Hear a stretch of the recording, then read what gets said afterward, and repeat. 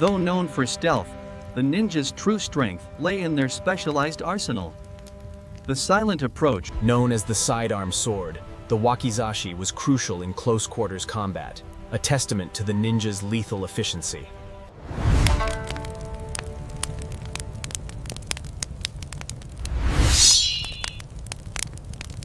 Vary. In the heart of the Iga province, under the cloak of moonlight and shadow, the ninja waited. The archipelago was a crucible of conflict, where the warrior class forged their legacy in steel and blood. We begin our analysis in the late 13th century, tracing the development of these formidable weapons through to the dawn of this rare illustration captures the fearsome stoicism of the early samurai, armed with both the katana and the vital wakizashi. This is the Wakizashi blade. Over time, the design was refined, transforming from a utility. Here, in the heart of the forge, the steel was born, hammered into shape with a precision that belied the raw violence of the process. The subtle curve of the Wakizashi belies its effectiveness.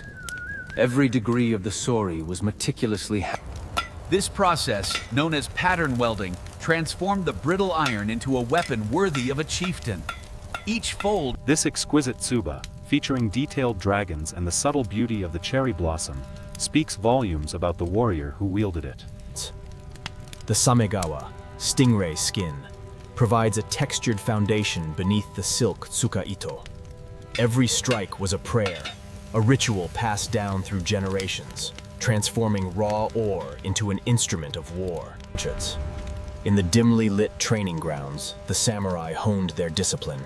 These precise ranks, armed with shield, the wakizashi, the samurai's sidearm, observed the fluid precision of the draw, a movement designed for close-quarters engagement where speed ensured survival. In the narrow confines of the alley, the ninja relied on the wakizashi, held in a reverse grip for close-quarters combat. The wakizashi, a blade forged for close-quarters combat, was often the last thing an enemy saw.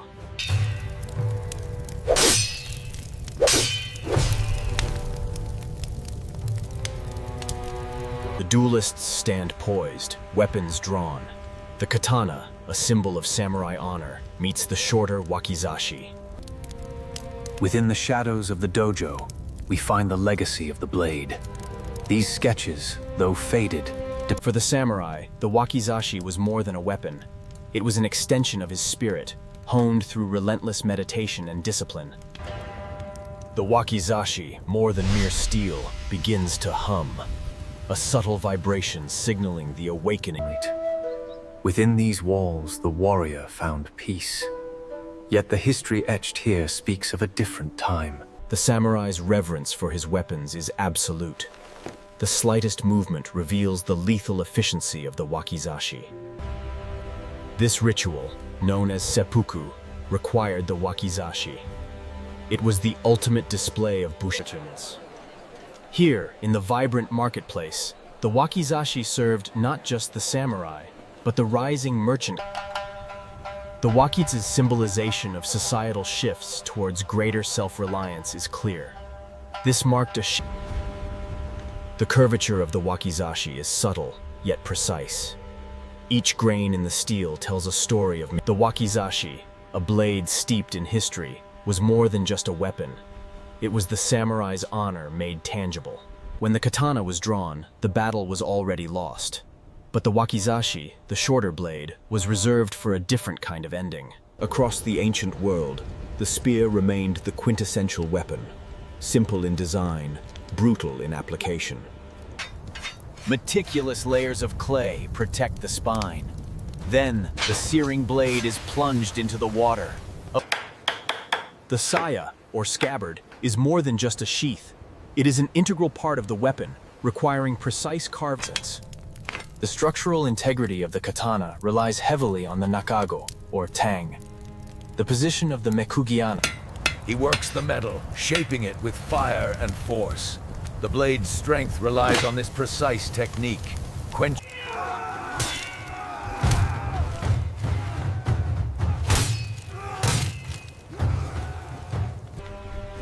The ambush was swift and brutal. While the samurai relied on heavy armor, the ninja utilized In the confined chaos of the burning keep, the Wakizashi was not merely a weapon, but a tool for survival. Disarming the longer blade was only the first step. The true danger lay in the swift counterattack with the Wakizashi, a blade forged for close combat. For the samurai, the Wakizashi was more than a weapon.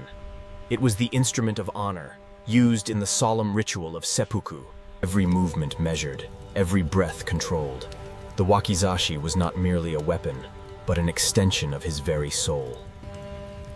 The Wakizashi, though shorter than the katana, was often considered the samurai's soul. Its maintenance was a ritual. Poised behind the samurai, the kaishaku raises the Wakizashi. In one swift, precise arc, the Wakizashi, seemingly inert, begins to hum with an ancient energy, a warning of the blade seemed to guide his movements. Deflecting attacks automatically, the warrior moved with uncanny precision.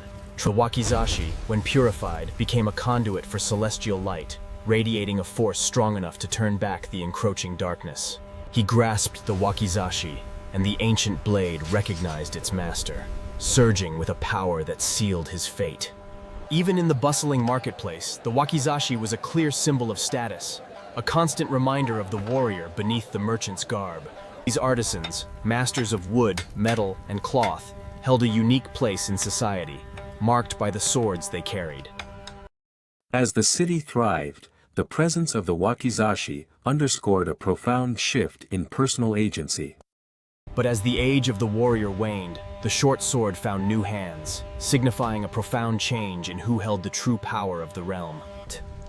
The blade stands silently, inviting contemplation about the weapon and its relationship to humanity.